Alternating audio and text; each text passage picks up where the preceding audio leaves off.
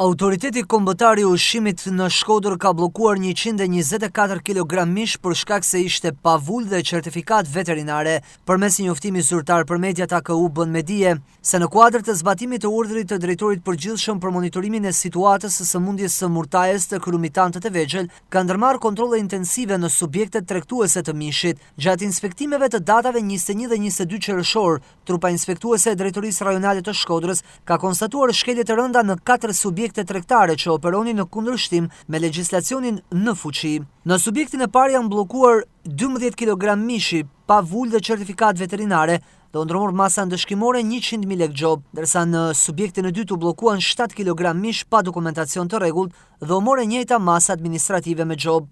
Në subjektin e tretë është sekuestruar 75 kg mish pa vulë veterinare pa certifikat si dhe me status të paregjistruar në qendrën kombëtare të regjistrimit. Aktiviteti u bllokua dhe u vendos një gjob prej 200.000 lekësh. Gjithashtu edhe në subjektin e katërt u bllokua 30 kg mish pa dokumentacion dhe i paregjistruar në ÇKR, ku edhe këtu aktiviteti u bllokua dhe u morë njëjta masë administrative.